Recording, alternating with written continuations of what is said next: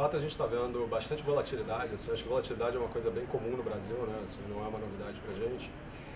E, no final das contas, o processo de tomar decisão de investimento ele pode ser feito melhor, de maneira mais eficiente ou de maneiras que são um pouco menos eficientes. Então, o que a gente veio trazer hoje é um pouco da nossa experiência, dado que o que a gente faz a vida inteira é tomar decisão de investimento. A gente veio falar um pouco da nossa experiência de como se tomar decisões de investimento de uma forma um pouco mais bem estruturada e um pouco melhor. E, principalmente, como evitar alguns vieses de comportamento. Então, a apresentação é muito na linha de uma coisa chamada Behavioral Finance, né? Finanças comportamentais.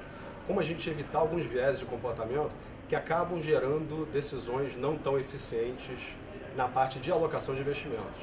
E já entrando um pouquinho na parte de alocação de investimentos, acho que nesse momento, entender profundamente onde está alocando capital, o que são as vantagens competitivas de longo prazo das companhias de capital aberto aqui no Brasil, que oferecem a possibilidade de sermos acionistas dessas companhias, é uma coisa que é absolutamente crucial, assim, porque fala-se muito do macro, a inflação, etc., mas no final do dia, uma empresa que tem um negócio há 50 anos já passou por cenários semelhantes algumas vezes no passado.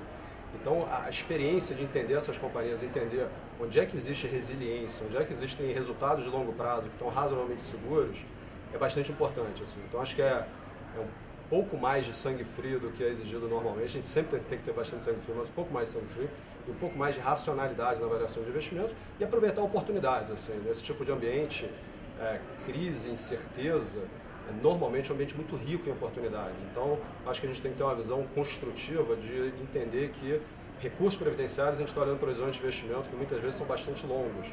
E aí, nem sempre as oportunidades estão presentes. E esse ambiente provavelmente é um ambiente que é muito rico em oportunidades. Então, vamos aproveitar isso, vamos tomar boas decisões. Acho que isso é mais ou menos o que a gente veio falar hoje no evento.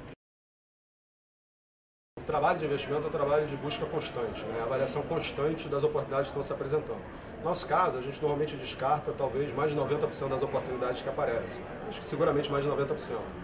Mas tem, de vez em quando, a gente consegue encontrar coisas que parecem muito convincentes e parecem muito interessantes se a gente olhar horizontes um pouquinho mais longos. Então, nessa hora, a gente tem que ter, como eu falei, eu acho, muita racionalidade no processo de tomada de decisão e, principalmente, a gente entender estruturalmente onde é que a gente está botando aquele capital. Exemplo, vamos supor que eu seja convidado para ser sócio de um restaurante aqui em São Paulo, aproveitando que a gente está em São Paulo. Que tipo de informação eu preciso saber para ser sócio daquele restaurante? Provavelmente eu quero saber se o ponto é bom, se tem uma vantagem competitiva, quanto dinheiro se gasta de salário de funcionários, quanto que você gasta de matéria-prima na cozinha. Quer dizer, tem que ser uma avaliação muito profunda de como é que funciona esse restaurante. O que está acontecendo com a economia da China, ou se a Grécia vai defaultar o título da dívida externa dela, não é tão relevante para tomar a decisão de investimento nesse restaurante. E se eu for investidor nesse restaurante por 10 anos, provavelmente a avaliação desses aspectos vai me dar a segurança de fluxos de caixa que esse negócio vai me gerar no futuro. Uma companhia aberta não é tão diferente disso, obviamente é uma complexidade diferente, mas a raiz da análise, a filosofia da análise não é tão diferente. Então, nesses momentos de volatilidade, o preço de alguns ativos fica muito depreciado, dependendo do momento, e aí você tem a chance de se tornar sócio do restaurante pagando não muito para ser sócio desse restaurante e garantindo assim um fluxo de caixa muito bom para aquela instituição ao longo do tempo.